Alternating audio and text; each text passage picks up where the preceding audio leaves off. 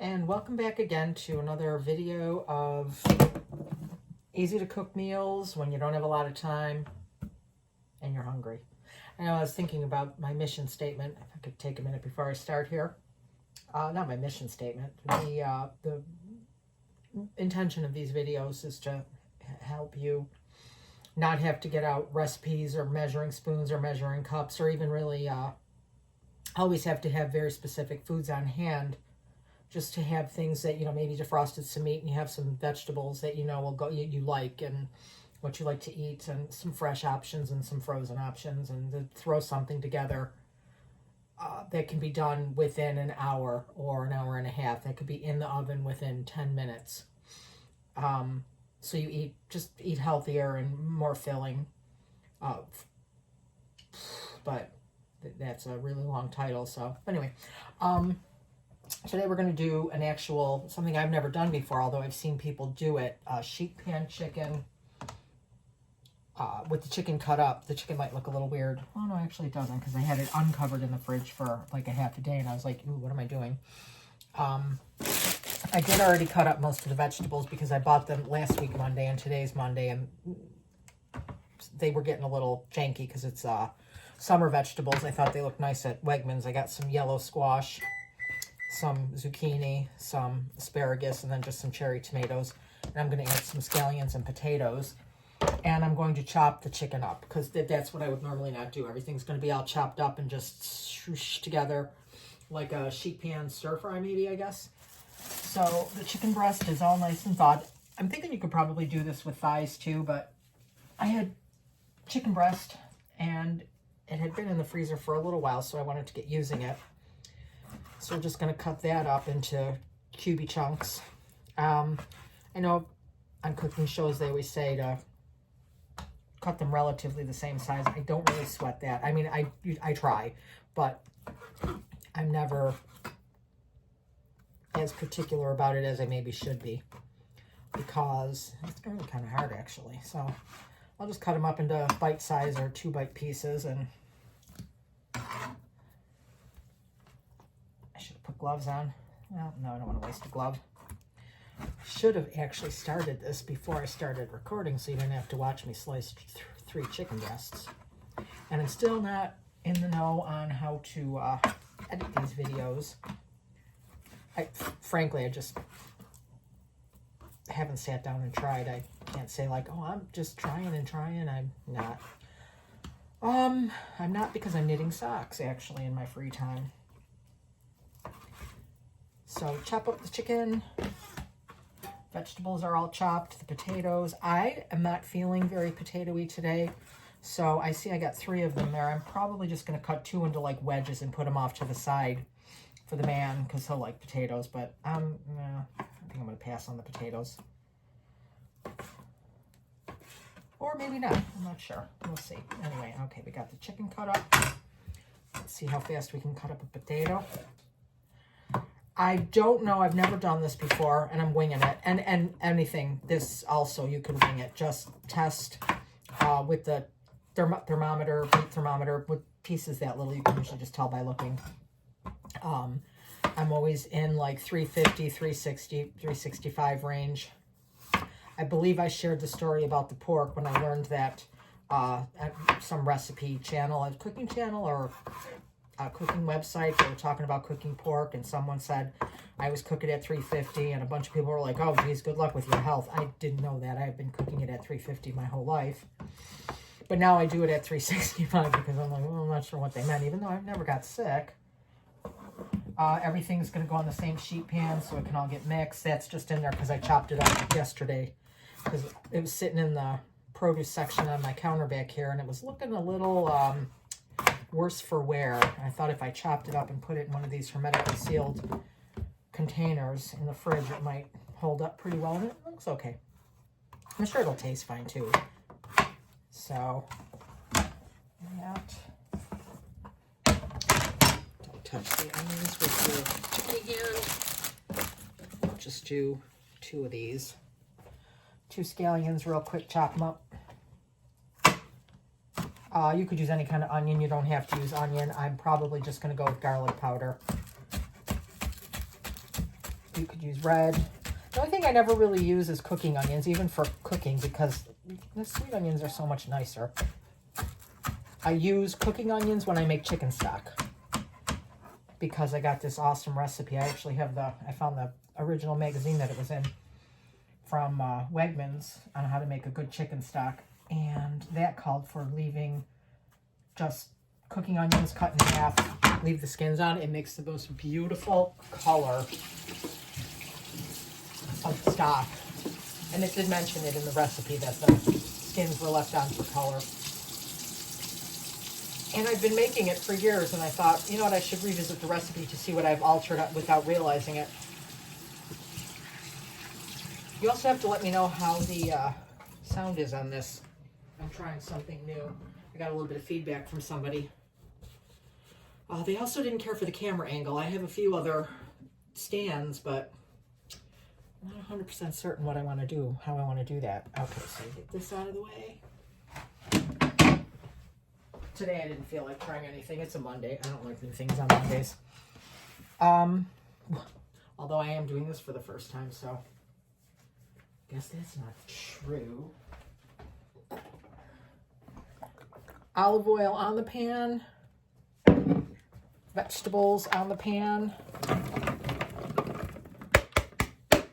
There's also a little bit of regular tomato in there. I had a chunk of a beefsteak that we had sandwiches over the weekend, and it was left over, and I didn't want to ruin and waste it. And that stuff, I don't want to touch chicken again, so I am going to get 2 big flat spuds.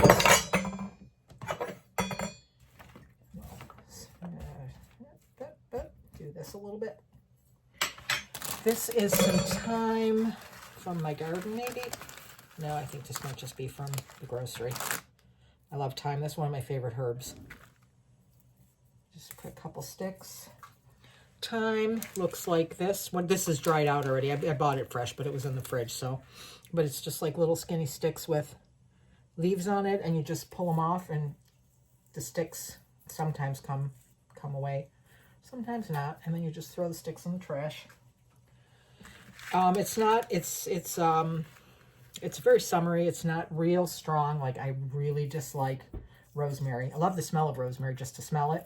I always plant it in my garden, but I don't like the taste of it on food. Basil's another one of my favorites. I like that, but I'm not feeling like I want basil on this. I'll just put a couple of these because I'm going to use for my spice today Dano's. It's spicy, but I used it before, I think, for a recipe that I recorded, and it wasn't that spicy.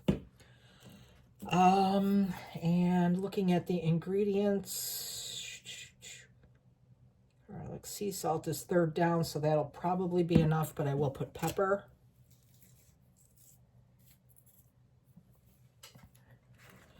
And with salt, you can always add more later. You can't take it out, so I always err on the side of less. I don't really like salty food anyway. Did I put more oil on top yet? I don't recall. You know what? I also always like to shake it up before I sprinkle it in case there's any settling of anything heavier. With something like this, you could go a little more liberal.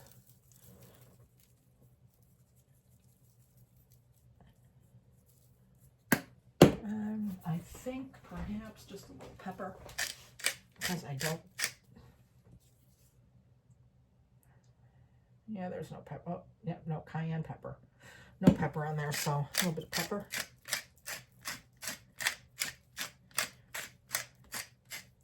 I was thinking about it this weekend when I was at Wegmans, that they have, looking at all the sauces, like kung pao chicken and a whole bunch of different kind, barbecue, Korean barbecue. I think I'm going to go with the camera to the grocery stores one of these days and point some of them out and suggest things, because it seems this would be something that would be good just to pour a little sauce over too and just zhuzh it up. And actually, if you did something like that and put it closer to the top of the oven so that the heat bounced off, I just saw this on a cooking show. They put something on America's Test Kitchen closer to the where your broiler is, and the heat comes up, bounces off, and hits it quicker, and it gave it a nice crispiness, or and I thought, oh, that's interesting. So if you had a sauce and you did that, it might brown it a little, or you could even then just hit it with the broiler for a few minutes at the end. Maybe we'll try that. I don't remember about the oil, so we'll just put a little more. It's chicken breast, so it won't be too juicy or greasy if it's the second helping of oil. And then we will very carefully, because it's easy to, I've so many times flung food all over the place, and since there's raw chicken on here, I want to fling it all over.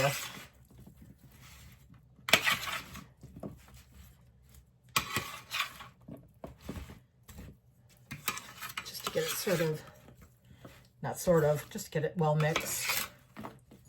I'm not sure, the only thing I'm uncertain about is the Brussels sprouts. No, asparagus.